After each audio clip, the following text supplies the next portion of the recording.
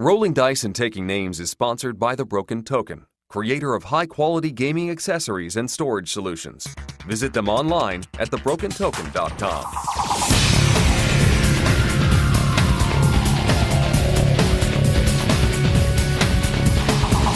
Hey y'all, on this episode of RDTN, we get a first look at Clank in space. The guys give us a review of The Climbers and a Mega Moosecon recap. Hey, what's with all the dice in the bowls? They kind of remind me of gladiators in an arena. No! Welcome to another episode of Rolling Dice and Taking Names. This is episode 125. My name is Marty. And I'm Tony. Tony, what's wrong? Man, I am worn out. It's going to be hard, man. My energy level is going to be low, but okay, you keep going. Okay. Okay, well, this episode is called Up in Indiana because when this episode is released, we'll be on our way to Gen Con in Indianapolis, Indiana. And, no, seriously, what's wrong? So I'm moving. And I know it's crushing us, but guys, I'm not moving far. The podcast is in no danger here. No danger. That's right. And the whole crowd went, oh. Yeah, they did. But I'm tired packing and I don't have near the volume of games other people have. And I'm like, this is taking forever. Oh, geez. Don't pack. Don't move, man. Don't move. How many boxes of games do you have? Well, I'm up to 8. And these are normal office boxes, but a lot of them I'm looking at. It's at that point even where the culling doesn't work. I mean, I'm like, do I want to get rid of this? I can't get rid of this. This is one of my favorite. I mean, if I were to just pull the games off that I played, I could get it down to 2 boxes. Sure, but it's like children. Sometimes you just don't want to part. I mean, how can I possibly part with a game like, 51st State? I love that game. So some games have sentimental value, right? Remember when we did that episode of Chit Chat and I had my criteria? Yeah. One of those was, is there sentimental value? And I'm the same way, dude. I just purged myself because we had this big flea market sale at Mega Moosecon, which we'll talk about later. And I got rid of a lot of games, and I'm looking at my storage unit. I'm like, there's still not enough gaps in these shelves to get the rest of my games in here. And I mean, we're not trying to brag or anything about it. It's just one of those things where I really love playing this game. And if we get the opportunity, I would love to reach and play that game. And I was just pulling out some games and go, well, we really need to play this. Like what? What's an example? What's a game that you said, you know what, we need to play that? I just mentioned 51st State. You got the expansion. I haven't, but I want to play that one again. I would love to get that one back on the table. Oath of the Brotherhood, which I got at BGG Con last year. We played it with Matt, and I played it with Matt and Rodney and all, and Rodney couldn't get it back in his suitcase, so he sold it to me. It's still in shrink wrap in my house, but it was such a good worker placement game. I want to play it with you. It's funny. So I was going through selling stuff, and one of these games was called Frag. Oh, yeah, Frag, yeah. Yeah, I got one of my kids that I never played it. I was going to put it in the sell pile. My son Travis goes, do you mind pulling that out? I went, sure, why? He said, well, y'all gave me that for my birthday, and even though I don't play, there's sentimental value. So see, it's carried down to the children. And what did Rebecca do? She was adding games to my one for the attic sale flea market at Mega Moosecon. She was like, get this out. I'm not even going to do this. But however, she did make me put Small World. She made me pull it back. I was going to donate it, and she said, don't you donate? Yeah, she said, I love that game. I just wish Mom loved it. I'm with Mom. But then there's Mechs versus Minions. Will I ever play that again? I'm only up to number 5, but just the production of that game, you can't get rid of it. I know. Tony, I struggled with you as I tried to do the purge, and I can't imagine trying to pack up all these games. And before we got on, he said, yeah, so can I store some of these boxes at your house? And I think we'll probably have room in the basement, but I will verify because now I don't know, I may be going through those boxes and some games may not be going back with you. I can't promise that. Okay. But some of them are RDTN. Like I still, for some odd reason, stockpile. I enjoy that game, but it's sitting in there. The networks, I'm like, oh my goodness. And then I have all my war games, Field Commander, Silent Hunter. The list goes on, and I'm just like, oh, this is so. But what I did purge, And I asked you, you had first dibs on these. Were those incredibly expensive, going to put Rebecca through college baseball cards? You purged the cards. Gone. You didn't keep any? Upper Deck 89. Upper Deck 89, Topps 1976.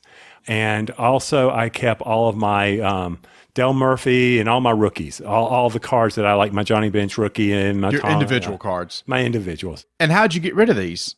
Put them on Next Door Neighbor and sold them. Oh, okay. It's somebody else's problem now. He's got to deal with it. Wow. Because that Ken Griffey Jr. Upper Deck rookie is really pulling in the bank. Don't remind me. So from 1989, there was this big rookie card, Ken Griffey Jr. And at that time, I don't know, it was pushing $200, right? Yes. We thought by the time we get married, by the time we have kids, this will pay for 1 year of school. It's what, $75 now? Maybe. It's only worth what somebody's willing to pay you. And I can tell you what somebody paid me for all my cards, but I don't want to go there because up in Indiana, Lyle Lovett, the reason for the song was I was looking, we're going there. You're right. We're going to Gen Con. And I was like, we need something there. Plus, that song reminded me of going out into the strawberry fields and having the bluegrass music playing. And it just made me happy. And I needed that uplift. I must admit, I've never heard that song. I don't listen to a lot of Lyle Lovett, so I was just, hey, Indiana songs. Boom. Oh, yeah. I mean, there can't be that many of them, right? I mean, there's Indiana Dreaming. There's Hotel Indiana. Hotel. Yeah. By who? By the Crows, not the Eagles? No. Indiana on My Mind. There you go. Exactly. So anyway, Gen Con. So I'm doing this. I got all these boxes packed and I'm going to Gen Con. So what does that mean? I might be bringing stuff back. And I got a feeling if I do, there might be a death. Okay, you're going to have to bring back a couple things, right? Okay, let's make this a really short list. You got to have in your mind, I want to go and I want to get these one or two things. At this point in time, what would that be? I have no idea. The Geek All-Stars, Chris Kirkman was just talking about this, and I kind of fell along the same way. I just don't know. There's just so much. It reminds me of when he's on our movie episode, he talks about the Transformers, and when the robots start fighting, I get lost and confused. I can see I'm going to be on the Gen Con floor, lost and confused. So have you not gone out to the really cool BGG new preview site where they have the really new interface and everything for ranking games and all that stuff? No, I haven't. I'll have to go check that out. I'm always on the old site. No, it's just a new format. It is really, really good because you can sort by thumbs up. You can go through the list. You can make your favorite list, automatically sort by the games you're interested in. So if you want to print it out, Scott Alden did a fantastic job. He and his team really, really made a very useful tool there. So I highly recommend checking that out. Now, what I do want to do is hang up there with Pikachu if he's hanging around, and I want to observe the Pikachu's butt? Yeah, Pikachu's butt, and you'll have McCree's butt. I want to see the Stampede Saturday morning. Oh my gosh. To plan B for... Yeah. I want my Gollum. First 50 there. Get that game for free. It's going to be Fantasy Flight. They're going to rush by Fantasy Flight. Whoosh. Well, I don't know. Some of them will. But here's the thing. I was talking to the social media or marketing person there, and I went, are you kidding me? Do you realize there could be deaths? So they realize this, and they're actually going to have security near the booth to kind of help with the crowds as they run. I mean, even though when you walk in the doors, they say, please don't run. We're talking about 50 free games that are only going to be available at Gen Con. Come on. Oh, I know. And if I'm the loser at our meetup on Friday night at the Omni, how's that for a plug? Okay. Yeah, we'll talk about that more later. Okay. Anyway, and I got the squirrel suit on. I wish it was a flying squirrel suit. So I could zoom over the crowds and I could land there. There was a flying squirrel suit. I know, but we couldn't. Anyway, that's too small for me. But anyway, yeah, I'm just like, you got to be kidding. What about you? What are you looking forward to? We've got time to go and sit down and demo. Oh boy, demo's tough. But the games I'm definitely interested in wanting to pick up is I got to go get a copy of Codenames Duet. I played the game. I think you and Donna really like that game. That's it. I knew there was one. That's the only one I will bring back. But also, Tony, when we go pick up Codenames Duet, we've also got to check out that new party game from Vlada Chevalo called That's a Question. And do you know why we need to check this game out? Because it has some of the best pieces in it, because they are our mascot, almost, kind of, sort of. The cover is a picture of a squirrel. It's a picture of a squirrel. It's like made for us. And we've been talking to Paul Grogan, who you may know from his Gaming Rules videos, who said, would you guys be interested in maybe he teaching y'all that game? And we're like, oh, yeah. So we hope, fingers crossed, if it works out with our schedule, we're going to go sit down with him and check out That's a Question. With there's a squirrel on front. Come on. How can we not? They're squirrel maples. The only thing was, Paul said, could you do it on Saturday when you're wearing the squirrel onesie? I said, Paul, I have a feeling whoever is wearing that's going to be passing out. So that's probably not a good idea. So hopefully we'll get to see that on Friday. So little squirrel meeples. I know, Tony, you're not that crazy about party games, but come on. No, I enjoy party it's the games. deduction games. Yes, deduction games. Yeah, so. no, I enjoy party games. I enjoy games like Time's Up and things like that. But yeah, you're right. That's a Question by CGE. So Codenames Duet, That's a Question. Okay, yeah, I can see that coming home too. All right, there's two. As long as they're small box, I might be able to get through it. What else are you interested in? Well, I've got to go pick up the Ashes expansions. I've been waiting long enough. I got to go get those things. Got to have it. And I know that's like, you could take it or leave it. But for me, I got to get it. I would like to walk away with a copy of L5R just to try it out. But that will also be a madhouse too. So we'll see how it goes. But Tony, other than that, I just want to walk around and see. I'm sure there's going to be a game that jumps out at me. Oh, it's like, ooh, that sounds cool. Ooh, that looks cool. So I'm kind of with you. I've kind of looked at a few games I'm interested in, but I want that surprise. Like, I know Greater Than Games has some cool games like Fate of the Elder Gods, which I'm interested in seeing that, and Spirit Island's getting a lot of buzz. So I'm also interested in some of these like a little bit smaller publishers and see what they got too. We know what the big boys got. Let's see what the little guys got. Oh, another one just came back to me. Custom Heroes by AEG. Yes, the Mystic Veil method of putting cards in sleeves and then, it was so cool. I was watching a demo of it, and then suddenly the hero's just standing there. He's got nothing in his hands, and suddenly, boom, he's got a sword. Boom, he's got a rod. I'm like, that is so cool. And the stats kept changing, plus it's trick-taking, and I love trick-taking games. Oh, dang it. See, this is one of the ones I really didn't look into, and now I'm interested. See, this is why I don't look into all these games, because then I'm going to get interested in them. And I also talking about AEG, I hope we can get a demo in of that Edge of Darkness, which is like the big Euro-y type game that is supposed to come from the Mystic Veil or the card in card or card in sleeve type mechanic. Tony, there's going to be too much, isn't there? It's not only about games. No, it's not. It's about the people. No. The people? No. Us? Since I'm moving. About us? No. Oh, Since okay. I'm moving, I will have the ability. Now, I'll admit we are sort of semi-downsizing here. But anyway, Donna says, well, you need a gaming space. And I'm like, yeah, but I don't want to take up a whole room. What? Oh, yeah, you do. Yeah, you do. No, I don't. Because that means I would just keep growing the collection, and I don't need to do that. I just need you to grow the collection so that I can go over there. That's all there is. You got the gaming table. But for when people come my way, like when we do the Lord of the Rings RPG. Lord, I'm going to stop this recording right now and make you go come up with a Lord of the Rings scenario.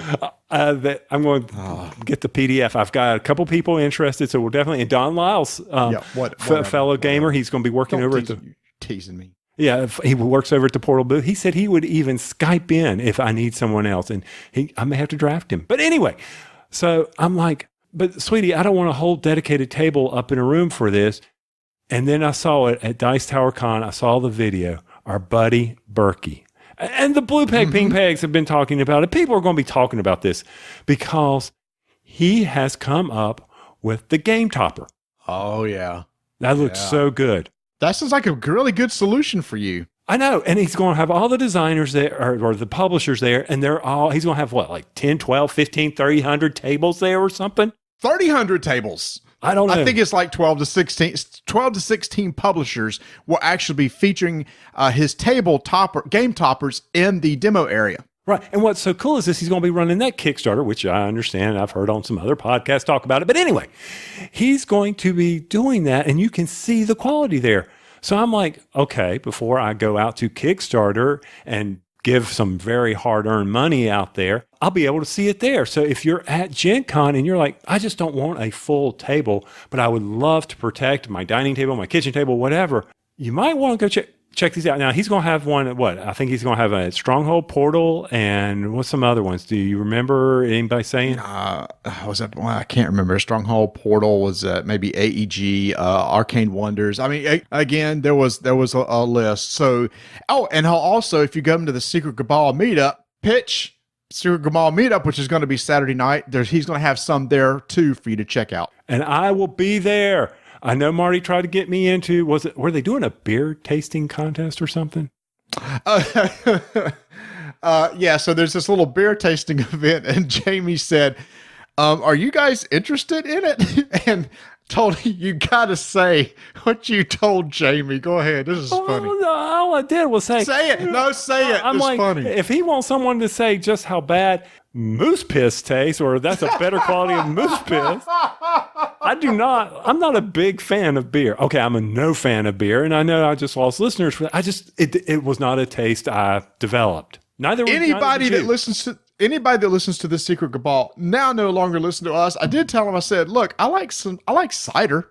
I said, is there cider tasting? He went, no, Marty, it's just beer. I said, we'll be there for support. We'll be happy to drag people out. I mean, that's the way. Somebody has to be the DD. the DD. I don't think we're going to be driving, but maybe the designated walker? I don't know. Anyway, but yeah, it's the Secret Cabal Meetup. Everybody's going to be there at the tow yard. Yada, yada. He needs no plugging from us. No, he does. He's going to do just fine, but there's going to be a lot of people hanging out there. But one thing we do need to plug, Tony, is our own meetup, which is going to be happening the night before at the Omni Hotel in Indianapolis at 7 to 9, where you and I will be having our Strike tournament, where people can come out and play in the tournament of Strike. You're going to be having official Strike games. Plus, we're going to have some dice and some Tupperware bowls. Yep. And we're going to split up into 2 teams. We're going to have a championship, and the winner of the championship will get to determine how we refer to that game from now on as either Gladiators in Arena or Dice in a Bowl. And they will also be deciding who on Saturday will be wearing the Squirrel onesie that, Tony, I do have in my possession. So sorry, one of us are going to have to wear it. Oh, did I pack the Strike when I was packing all the games? I got to go through 8 freaking boxes. Oh, good Lord. Oh, God. You got to hold on. Son of a.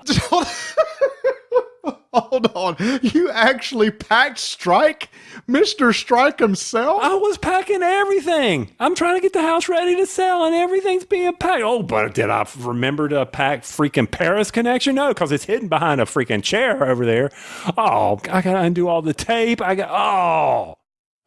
Yeah, good luck with that. You have a few days to get that ready. So that's going to be at our meetup from 7 to 9. And I know a lot of people are going to be there coming out to support us, like Jamie from Secret Cabal and Rodney from Watch It Play's coming.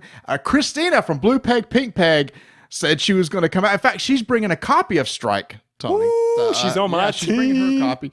And Patrick from Blue Peg Pink Peg said, by the way, I'm Team Tupperware, but I don't know if he's going to be able to make it. So again, I'm a lone wolf. I'll be out there by myself, but that's okay. That's okay. I'm going to be the one wearing the squirrely just to watch a 6'2" guy walk around in a squirrely. But it's not as unfortunate things that get burned into your memory, like somebody sitting on a toilet reading Star Wars Rebellion rules.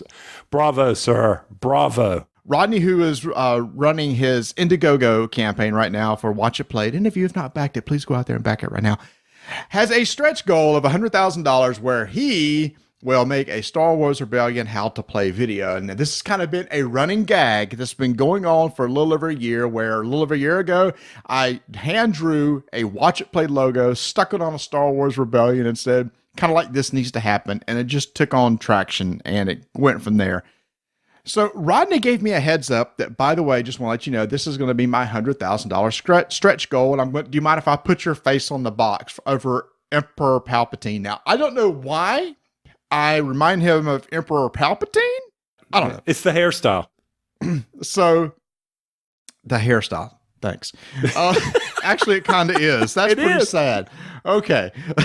So I You said, set it up. I did. You lobbed that softball in. I had to swing. I did. You swung for the fence there, and it's gone.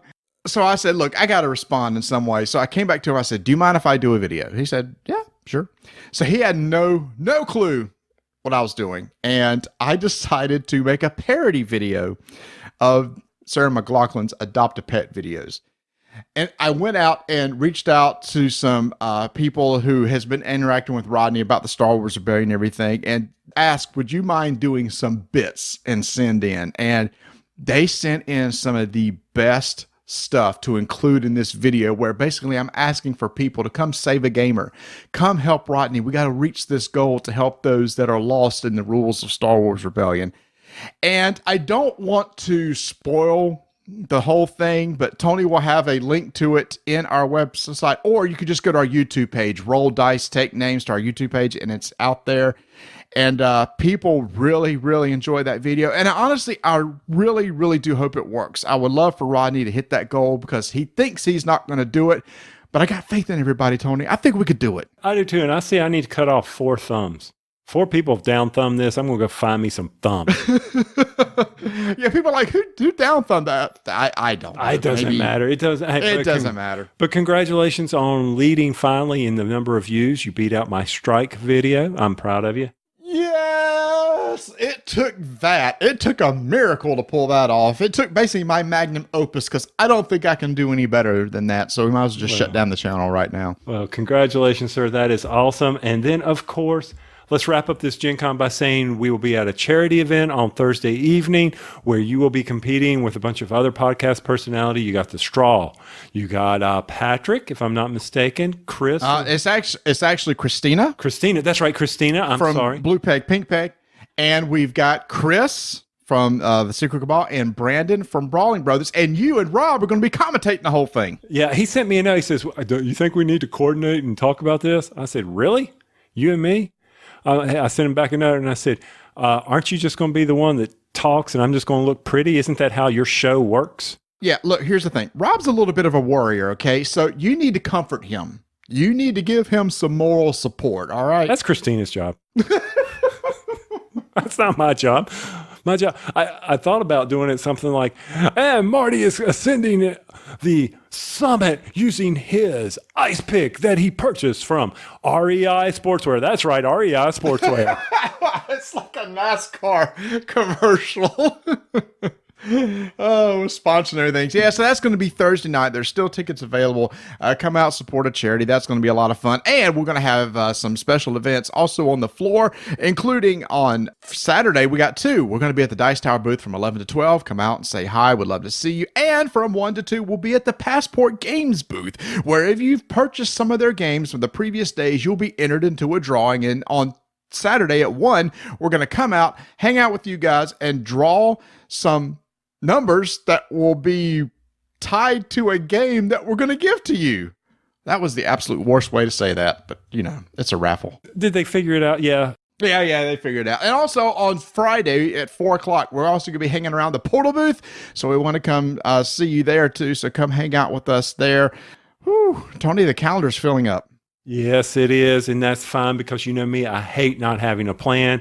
I'm glad I got a plan. I'm glad you shared a document with me. It's still not a full plan, but that's okay. You people don't know how to do anything out there with a plan. You're the only one that's filled it out.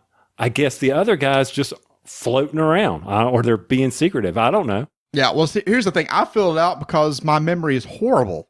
And I'll forget, oh, yeah, I'm supposed to meet this person. Oh, yeah, I'm supposed to meet that person. So it's got to be written down somewhere. I am curious if from Chaz Paradise, if I can ride his coattails to the Borg Ascendancy from Gale Force 9. I wonder if I can see whatever he's got planned there. I wonder if he'll take me. Is that the, that's the board game, the expansion for the board game, right? Yeah. Hey, did you see the huge RPG, Star Trek RPG that's like $500?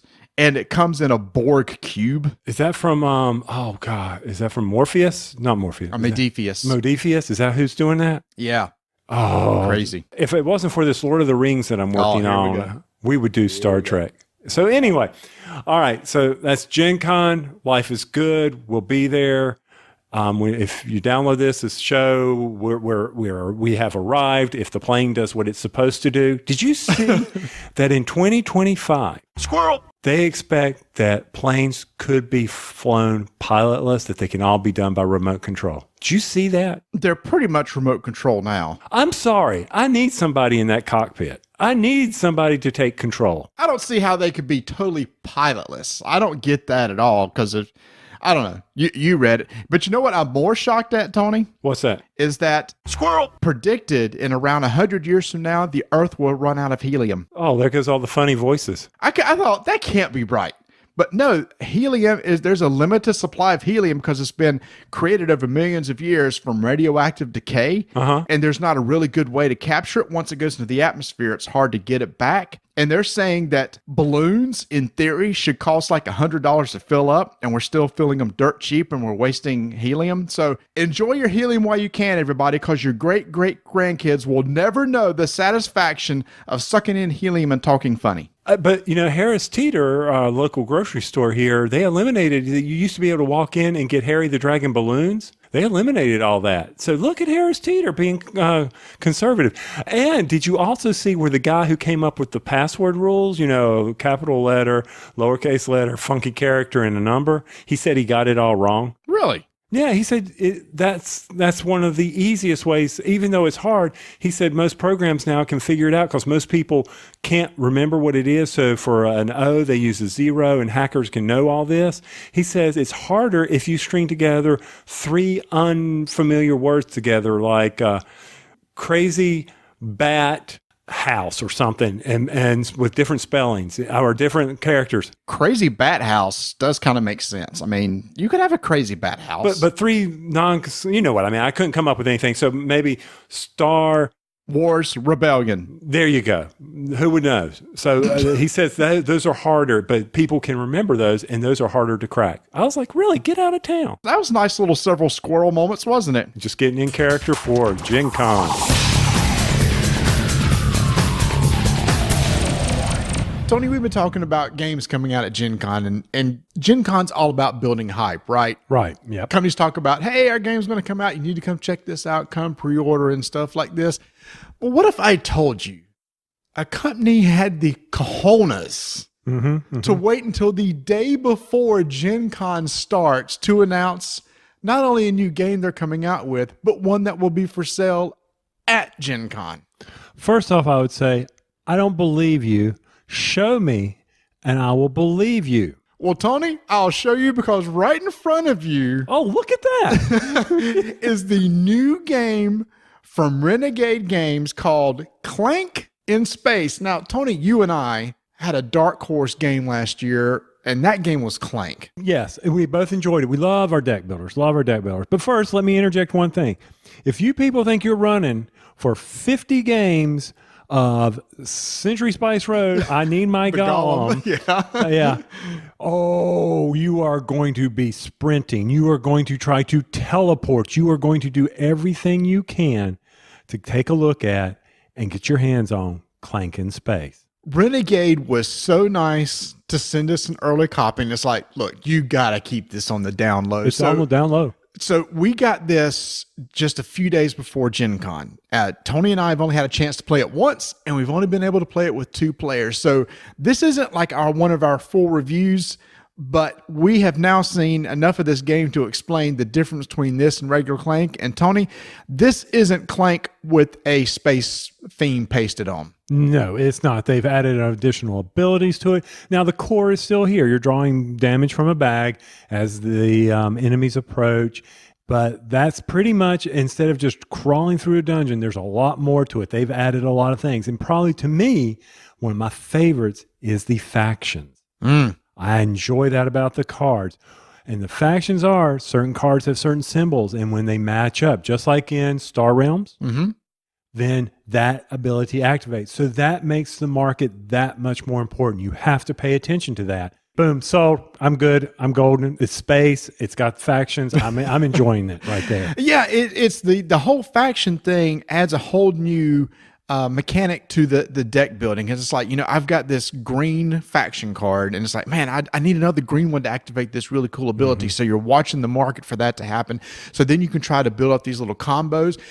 I noticed we had one of our issues that we had with Clank was there wasn't enough culling cards. Right. I think they've added more culling cards in this deck. I saw way more than I ever saw in the regular game of Clank. I agree. I had a bunch of them, and I like some of the other things they've added to the board. Like the ice caverns, you got to stop. They have that same effect here. Yes. It's pretty darn cool. But the really cool thing is you can't go to the bottom dungeon. Well, you got to have keys. Well, you got to get, it's not a dungeon. It's not a a dungeon. spaceship. You got to get, in order to get to the captain's bridge, the command module. Command modules where the artifacts are. You got to hack a computer. That's exactly right. About the middle of the board, there's these areas where you can go and basically hack a computer. Everybody gets 2 cubes of their color. And when you go into a space, you drop a cube into that computer module, and you have to place 2 cubes. And once that's done, it gives you access to the back of the ship where all the artifacts are. So you're building a deck. You have to go hack the computers, 2 of them, before you can go even access the artifacts. And that's totally different than the original Clank. You're sitting there thinking, but you're fighting the dragon. Here, we've got to watch out. Now, why are we on a spaceship? Well, because there is an evil guy in the galaxy. We're just thieves. We're looting. We're looting. That's it. Yeah, we're don't try to take the high road here. We're looting this ship. But we're not Reavers, are we? No, we're not Reavers. And Reavers, I am referencing Firefly. Thank you very much. See, I pulled a reference. You did. Was that one up on it? But we have Erraticus. And we are on Erraticus Prime. That's the name of the ship. And Lord Erraticus is out there, and he's trying to get away from the galaxy. But we're looting him. That's it. We're looting them. That's right. And so just like in the other game, you got these different artifacts of different values. And whenever you pick up artifacts or you hack the computer, that moves the Erraticus or the alien up on his rage track. And that's not an name. He's Lord Erraticus. Erraticus. He has royalty in his name. Okay. All right. Okay. So just like the dragon, the original one, this guy moves up a rage track, and the higher he goes, the more cubes that you're going to pull whenever his icon comes out on a card in the market. Again, just like the dragon on the cards in regular Clank. Another cool thing like about this, on the rage track, there's bounty hunters. Yes. Towards the upper part of the track, there's these red cubes that when he gets to that certain area, you take a red cube and you drop in the bag. If that red cube is ever drawn, everybody immediately takes 1 damage, and that cube goes back in the bag. I've got that going on. You got crystals out there that will help you activate certain parts on your card. You got to have the crystals. You got the teleporters that if you got to go, it's like having the master key that gets you through. You got all of that going. You got all these mystery things. It is really expanded Clank. Yeah, well, and you talk about the teleport. You kind of glossed over that real quick. There's 2 quick ways. Well, what's the gloss? I mean, there's 2 quick ways that didn't exist in the regular Clank. There's a couple quick ways to get around the board. One is, like you said, a teleporter, and this other is this fast track area where you can move along the board. So there's ways to move around the ship a lot quicker as you're trying to hack the computers, and those crystals that you talk about that you can have in your possession will activate other abilities. That's brand new. There is a lot of new stuff in this game to where if you already own Clank, I still think you need to check this game out because there's enough to it where it might be, well, that's actually a lot different. You just need to add it. If you really enjoy Clank, you will definitely enjoy this double-sided board. Oh, yeah, the middle of the boards. So there's set boards. The command center and the cargo bay are always there, but there's 3 tiles in the middle, and they're double-sided. So they could be oriented multiple different ways. So there's a lot of variability in how the map is laid out. Now that's really nice because in regular Clank you just had you had the board. Now you did get sunken treasure, so you can get a different map and that sort of thing. But having the multi-sided pieces really makes some good variability in this game. Yeah, and the cards play on one another. I mean, I'm going through the deck here. Now they do have the space skunk. It'd been so cool if it had been the space squirrel. Oh, missed opportunity. And then you've got the psychic master, and then you got the space pirate. And I mean, there is so many references. Phaser, he's a robot that helps you. Boldly Go. I mean, there's just so much of that Star Trek, Star Wars type stuff that people of the sci-fi fan will enjoy playing this game. Yeah, the flavor text. Did you mention the blocker when the dragon or Lord Erraticus makes it to the top? He blocks your ability to get out. So when he gets to the top, there's this barricade that's put in place at the hyperlift that goes straight into the. He locks down the ship to the cargo bay. He locks down the ship to make it even harder to get out. Now you can still get to the bay, but you got to crawl through all these other places in order to get out. So that's kind of neat too, where it's not totally blocked off, but it is tougher to get into. And just like in the regular game, once somebody escapes, then they're kind of out of the game and they're not playing anymore. But now each turn they're just drawing 4 cubes out of the bag. Unless it's 2 players, and then you're drawing 6 cubes out of the bag until everybody escapes or everybody's dead. And then at that point, at the end of the game, you start counting up all the victory points that you've accumulated by getting artifacts or resources. There's still a market where you can go buy things, like there's the master key, which is worth points. Hey, there's another thing we didn't talk about. The market also has contraband. And contraband is yet another type of item on the card that can activate additional abilities. So there's some cards out there in the market where it says if you have contraband, you get this additional ability. So there's all these little neat combos between factions, contraband, and crystals that you can build a nice little deck building engine. And with the ability to call, you can really tighten up that deck and get it to do exactly what you want it to. And even though it's victory points, I forgive it.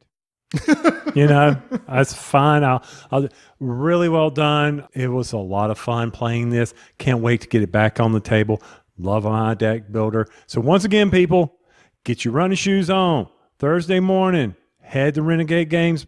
You're going to want to see this, especially if you really enjoyed Clank and the expansion. This just goes, it'll look good on your shelf. Plain and simple. Yeah, I can't wait to play this with 4 players, because I think that's where the most fun will come in, is when you got 4 people racing all around this board. Renegade, you pulled it off. Can't believe it.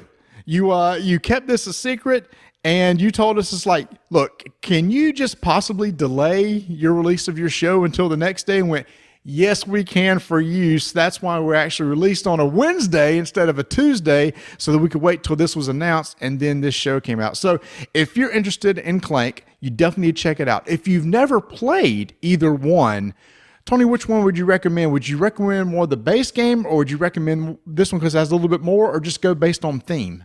For me, it's going to be space theme. So I like this version of Clank because I like the additional culling. I know there's culling in the other one, but I like this.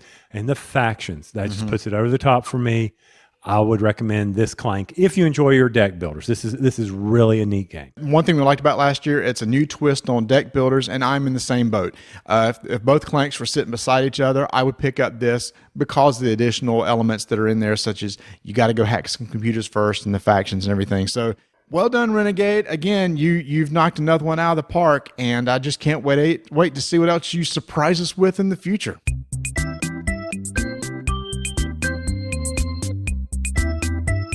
Gamers are finally getting their copies of the first Martian that they were pre-ordered, and you're going to be able to pick them up at Gen Con.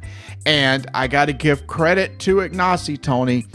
There's been a lot of questions with the rule book, and he's been out there answering questions and on the BGG and creating facts, and he has Rodney that's made a video. So if you've heard some things about this, maybe hard to learn, there are resources out there for you. This is a huge project. Anytime you put an app with a project, it's huge, and there may be some issues. Lord knows, I know my company's for 5 years been trying to develop software, and they just released it, and after 5 years they've said, whoops, we forgot to put a field in a database. Here's a man who is really dedicated out to us gamers. So if you have questions, go to the forums. He's there. He's got a team working with you.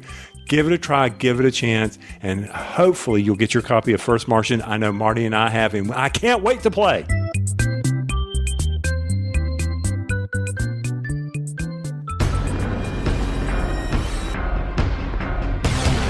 Five-minute initiative begins in 3, 2, 1. Capstone Games has a brand new line of games they've called Simply Complex. These are games that are easy to learn but have a little bit of strategy to them. And the first game that they're releasing is from 2008 from designer Holger Lantz, called The Climbers. The Climbers consist of 5 different colored meeples and a bunch of different little wooden blocks of different shapes and sizes. You're going to build a mountain of blocks, and your goal through the course of the game is to be the person at the highest point at the mountain when the game is over. So, Tony, your favorite line you get to say does not apply to this game. No, victory points don't matter in this one, people, but the ladders do. That's That's right. Because on your turn, this is really straightforward. You can move twice. You could take an unoccupied block from anywhere on the structure, turn it to any side and place it somewhere, or you can place a blocking disc, which we'll talk about in a second. And that's your entire turn. Move twice, move a block, place a blocking disc. And your whole goal is to keep people from getting ahead of you and you get to the top first. And it sounds so simple. Could you not tell people? I mean, seriously, it is not that hard to understand. But what is so fun, what is so strategic is these blocks, yes, they have 5 colors and a neutral color. Let's say I'm yellow. Okay, I'm yellow, and I need to be able to touch either a neutral block to move up or a yellow block. Mm-hmm. Sometimes the yellow may be on the long side, it may be on the short side, and the blocks are all different sizes. Some are a perfect cube. Some are, 1 story, 2 story, 3 story. That's how my mind was working. And I am terrible at spatial relations, but something about this game, it was just so cool on how it develops and how it grows there on the table. Yeah, so you start out randomly setting this thing up, which is kind of neat. So it's going to be a different game every single time. And the blocks, like you said, there's the meeples on them are like half the size of a full cube. But there's half-size blocks, which you can just easily move up. Then there's the cube, and then there's the 2-size cube height. So you're wondering, well, wait a minute, how do I climb up those taller ones? Well, you're given ladders, but there's a little sticking point, Tony. You have a short ladder, which will take you up the height of 1 cube, or a longer ladder, which will take you up the height of 2. But once you use a ladder, they're out of the game. So your whole goal is you're trying to manipulate blocks so that you can easily move up each time and a race to the top. But the structure itself is changing over time. And eventually, the way the game ends is if everybody passes, the game ends, and whoever's the highest is the winner. Now, some of the strategy that we encountered when we were playing was, like Marty looked at me and he says, "Why did you turn that cube to my color?" And I knew that you could go up one. I was like, because I need your sorry butt off of the one you're on. You're blocking me. Yeah. So there's a lot of strategy. Everybody's like, oh, all you're doing is throwing blocks in a pile and trying to go up. No, you've got to strategically think about how this is going to work out, how you should plan your next move. And that was really cool about it. And you can really stick it to other people too, because you can like leave them on an island. It's like you take away an easy path for them to take, or you block them from moving. And in fact, one of the mechanics I talked about was the blocking disc. On your turn, you could take a disc of your color and put it on an unoccupied block, and that block cannot be picked up, nor can you land on it. But at the end of the round, you pick up that cube and it's out of the game. So the ladders and that blocking disc, you only get to use once. So you got to be smart where you use it. So for me, Tony, it is a game that's easy to learn. I think it's great for kids and adults. That's the beauty of these sort of games, is where I can get my kids involved because they can understand, I got a meeple of this color, I need to land on a block of this color or a neutral site. But likewise, there's a lot of deeper strategy that can come through with adults. The only negative things were the rulebook was kind of confusing, because in there it talked about a turn sequence. A, you move. B, you move a block. C, you move again. 4, you play. D, you place a blocking disc, and you felt like you had to go in that turn sequence. We all thought that, but I reached out to Clay, said, no, that's all optional. He's going to be updating that, so make sure to check the fact. And the other thing is, the end of the game, it might be a little bit anticlimactic, because as the game winds down, on that last round, you can kind of figure out, well, it's kind of over, and that person won, but still, the climax of getting to that point, of getting to the top, I'd really enjoy it. It's a nice little filler game of 30 to 45 minutes. And I'll be honest, like you said, there was more backstabbing in this game for us than there was in the Summit, because we were going after each other pretty good. It was fun. Shoot, just the setup alone was fun, trying to strategize, how am I going to get a block open so I can start my move? Because when we played it the first time, some people, not going to mention any names here, forgot to set himself up so he has a move at the very first time and he had to use a ladder. That was funny. So you really also got to pay attention to that. Either way, great game. It's one for my shelves. I don't know about you, Marty. Yeah, it's one of those, again, easy to teach, simply complex. Love the name of that. Capstone, you're doing really well with not only heavier type games, but also this line of games right here. It's going to be available at Gen Con and in retail soon thereafter. 5-minute initiative is complete.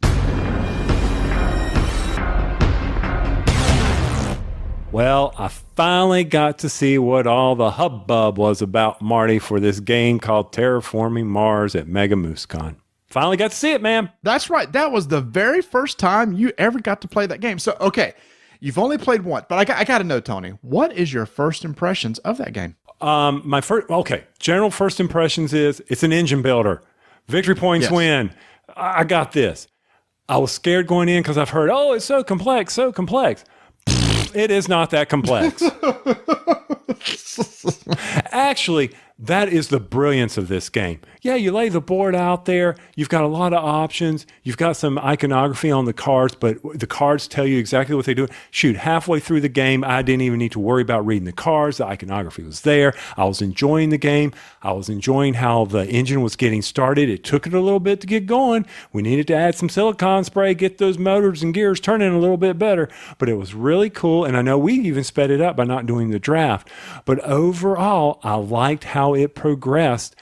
A little slow, but still, it didn't feel like my butt was getting numb, I was enjoying the game. And there was plenty of opportunity for me to go take a potty break. So maybe that's what we need. Number of potty breaks you can take during a game. That's the length That's of not hardness. about it. Maybe we need to start measuring games by the number of potty breaks. Yeah, and at our age, and as we get older, it may be more, so we'll have to keep adjusting the scale.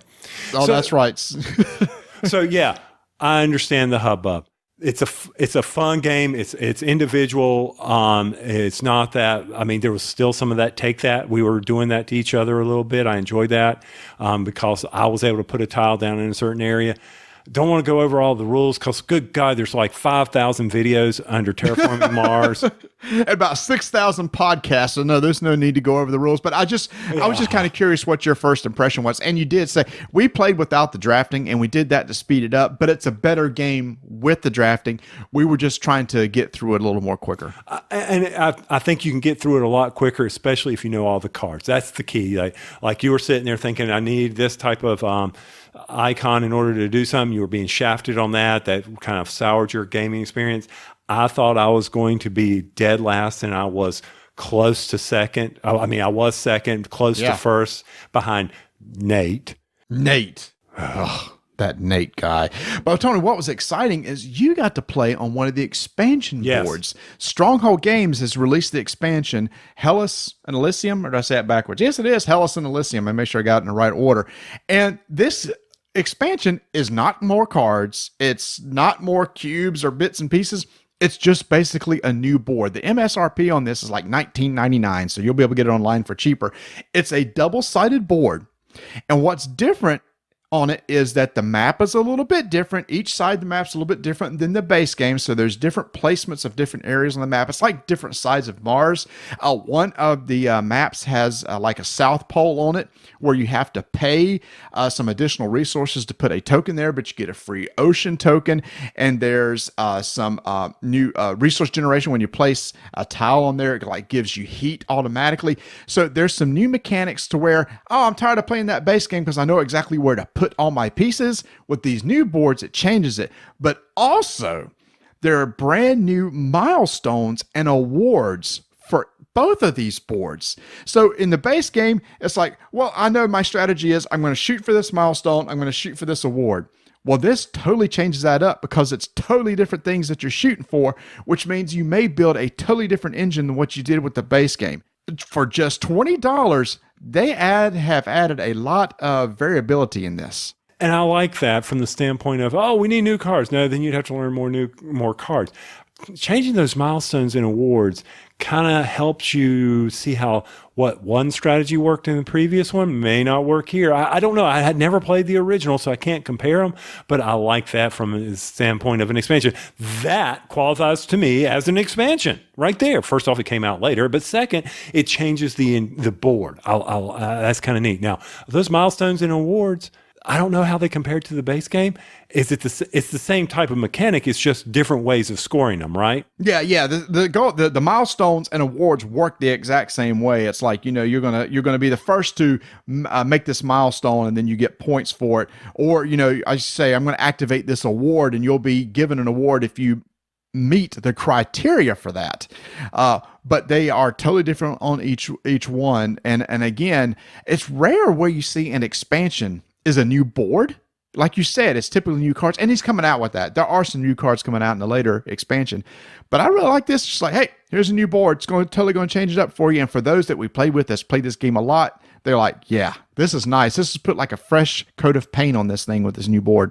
Will I play this again? Without a doubt. I hope I don't have to wait 6 months to play it again, or the lifetime it takes to get to Mars and back. I hope to see this game because it was an enjoyable experience. I liked how everything, it's like the engine did come together there at the end. And I still didn't see all the different types of cards. So that makes it exciting for me. So with the expansion, without the expansion, RDTN hasn't talked about terraforming Mars.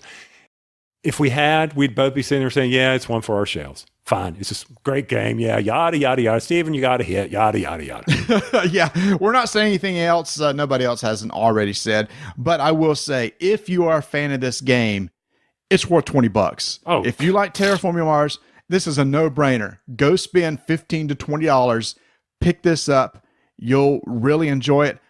Unfortunately, you may have a little bit of tightness in the game box, especially if you have inserts with that extra board, but still definitely worth checking out. That's the new expansion to Terraforming Mars from Stronghold Games called Hellas and Elysium, which is available now and at Gen Con.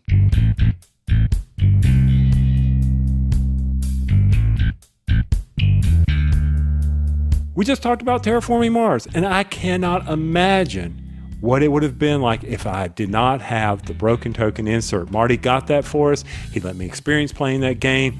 What a dream. Marty, I don't know. What about you? You've played it both ways. Could you imagine playing this without the broken token insert? No, because I've played with the regular placemats where you've got cubes and if somebody hits the table, they slide. With the broken token insert, not only can you organize all your bits and pieces, but each person gets their own player board where the cubes fit nicely into slots. So if you accidentally bump it, they won't go sliding all over the place. Really nice insert. It did take me a little while to put together because there are a lot of bits and pieces of this. It took me over an hour, but it works great, fits in the box really well. It's easy to set up and take down, and those player boards, if you play Terraforming Mars, you need something like this to really enhance your game experience. Yes, go check them out at thebrokentoken.com. And next time, come borrow my wood glue. We mentioned it at the start. Mega Moosecon just happened here in Charlotte, North Carolina. Okay, Richland, South Carolina, which is 35 minutes south of Charlotte. Richburg? I thought it was Richland. Wow. No wonder it took me a while to find it. Jeez. Either way, Mark Kell, who you heard on the Scurry Report, put on a fantastic con, even though I was only there for one night because I had to entertain my daughter, but that's okay. I don't mind entertaining her. And we had a blast playing Terraforming Mars. The place was set up, ready to go. The snacks were there. Mark took care of us. Marty, Saturday night, 6 to, I don't know, I think we shut down the place again, or you might have, didn't you? Yeah, actually, I almost shut it down each night. But yeah, he had ran this thing really well, and he talked about the snacks. Sorry, when you can go to a con and you can get a drink for $1.25 and some crackers or some snacks for $1, that's the way to go. As opposed, go to Origins Gen Con, you're going to be plunking down $3 for a drink. Again, it's a smaller con. He can afford to do that, but he set everybody up. He had cold drinks the entire time, plenty of gaming tables. There was plenty of room. He had events going on all the time with demos of games, and he had a local game store set up in the corner so that people could go buy games they're interested in. He had a nice library set up. One of the highlights, though, was on Saturday afternoon where he did a flea market from 5 to 6, and that's where a lot of people brought in games, set up tables, and sold some games to some other gamers. So some games that were not getting love at one place went home with somebody else and will hopefully be played. That went really well. He had a food truck sitting out there, which was a hit. I heard some people say that came last year. They asked Mark, is that the same food truck going to be here again? And when he said yes, he said, all right, I'll come. So some people came for Sal's food truck. Oh, man. Hey, how many people were there on Sunday? I mean, Saturday. So I'm not sure of the final totals. I think he had over a couple hundred, but it seemed pretty well packed. And he had the big game room. He had another place where some miniatures games were going on. And then around the corner of the convention center, he had like 2 big rooms set up for RPGs. So he had them all laid out nicely. He was very receptive to comments and suggestions. We had 2 of our good friends show up, Tony, Chris and Angel. Yes, they from did. West Virginia. They won our Jack Vassal Memorial and played at Origins Crazy Cards with us last year. They drove down. Chris, Guy, Angel, thank you so much for coming. I'm glad I got to see you Friday. That was awesome. And I hope you guys had fun, and maybe you'll be back next year. Yeah, I hope so. It was always fun hanging out with them. So got to hang out with, we had some other people that have podcasts and videos, like the guys from Tantrum House were there. It was really great to see them and hang out with them. Kevin, Melissa, Will, were they all there? Mm-hmm. Oh. Yeah, they were all there. Plus, you had the crew from Epic Gaming Night. Roy! He was there. And so what color was his hair? I didn't pink, notice. Orange, blue, purple. I don't. Oh, dude. Okay. I don't notice. I don't notice color of hair. Okay, fine. So, got to play. Hey, guess what I got to play? I did get to play something that was fun. Long Shot. Oh, yeah, Long Shot. It's the horse racing game from Z-Man Games. I always wanted that game. I never got around to getting it. How was it? It was pretty good, but the thing is, after playing Downforce, I think I like Downforce a little bit more. Long Shot has some of the same mechanics where you can get a horse, you can bet on horses, but the way they move is by die rolls. So you have a die that's the color of a horse and then another die that tells how many spaces it moves.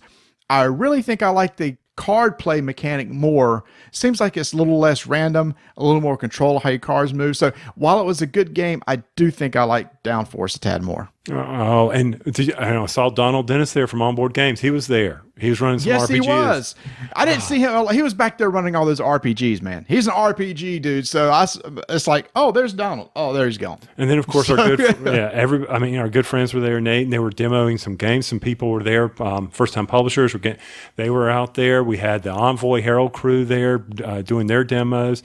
I mean, it was a lot of stuff going. Even for the small crowd that was there Friday night, there was still a great turnout and plenty of and play to win games. Mark had a ton of play to win games, and then he had the White Elephant. Oh, he did this thing right. For only his second year, he has really put in a lot of things to keep people entertained. He's already got it set up for next year. It's going to be at the same location in mid-August. So this will be after Gen Con, Tony. So that means all those games that come out of Gen Con, hopefully we'll see at Mega Moosecon. If the people who go to Gen Con can bring them, that would be great. Yeah, but they may come out about the same time. So Carolina Tabletop Games may bring those in for people to buy. Did you play in the Star Wars Destiny tournament? I did not.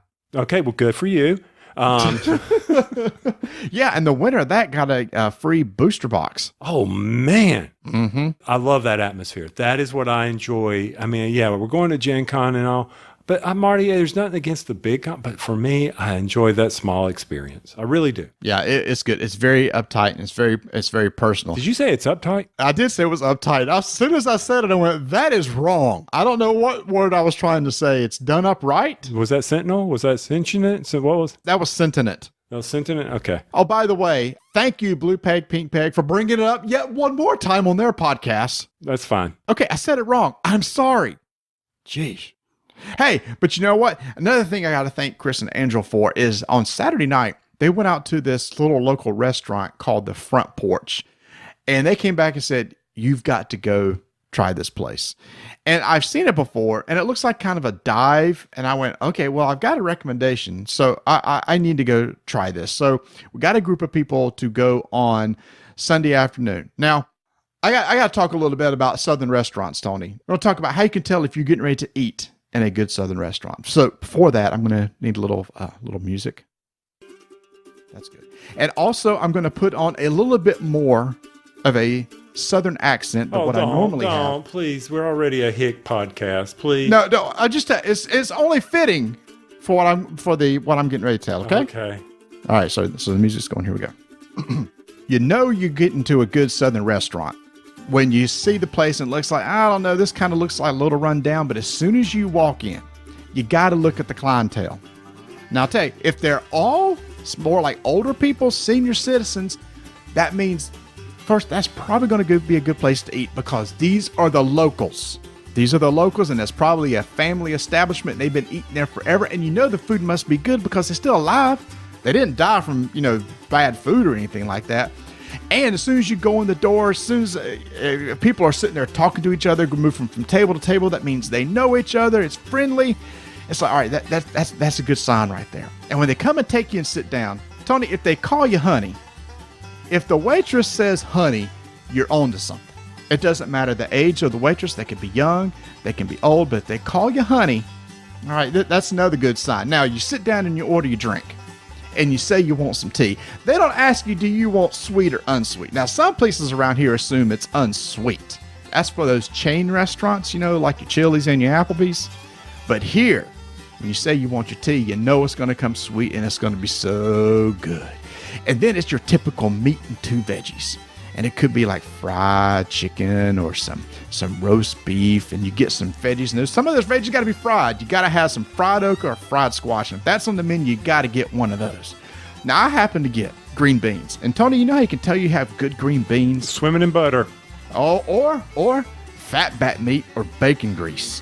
Oh, yeah. Take that bacon grease that you had left over from the breakfast that morning, put a little bacon grease in them green beans. It's fine eating right there. And you get your choice of a biscuit or cornbread. Now, I got the cornbread. That cornbread is sweet. Sweet cornbread is the way we like our cornbread down here in the South. And mashed potatoes and gravy. That gravy didn't come from a can or anything, Tony. No, that gravy came from the beef stew, where they put a little gravy on your potatoes and a little bit of beef stew meat comes out with it. Oh, it is so good. And when you go to checkout, you know you're at a good, fine Southern restaurant establishment. When as you're checking out, there's ads on the wall for going and buying your deer corn.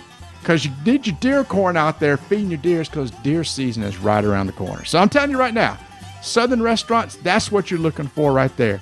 You go and you see that, you know you're going to get some fine eating, and that's what I had at the Front Porch, and can't wait to go back next year.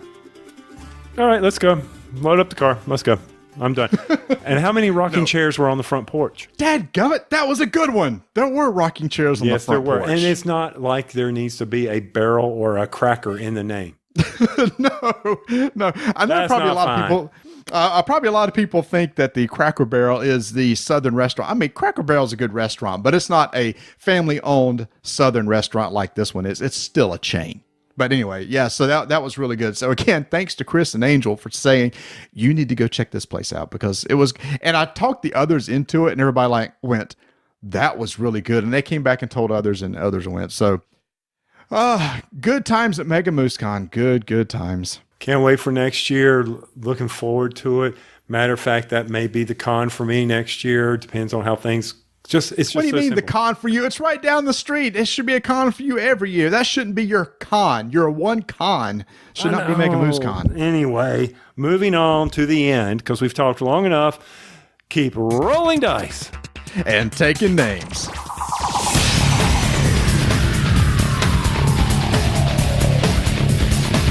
Thanks for listening. Follow us on Twitter at Dyson Names, Instagram Dyson Names. Come join our BGG Guild 1589. Leave us a review on iTunes, and you can visit our webpage at RollDiceTakeNames.com. Oh man, looking at these cards, Marty, they've got bugs, they've got lions, they've got something that looks like Stitch, they've got all kinds of characters in these things. Amazing. You know what Clank in Space needs? What's that? Pigs in space!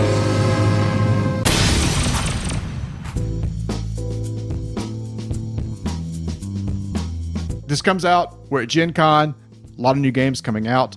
Obviously, Funagain Games will be getting these games in. I'm telling you right now, if you do not pre-order from Funagain Games, you're missing on a good deal. Make sure you're a member with them. And if you are, when you pre-order, you get more of a discount than once it comes out.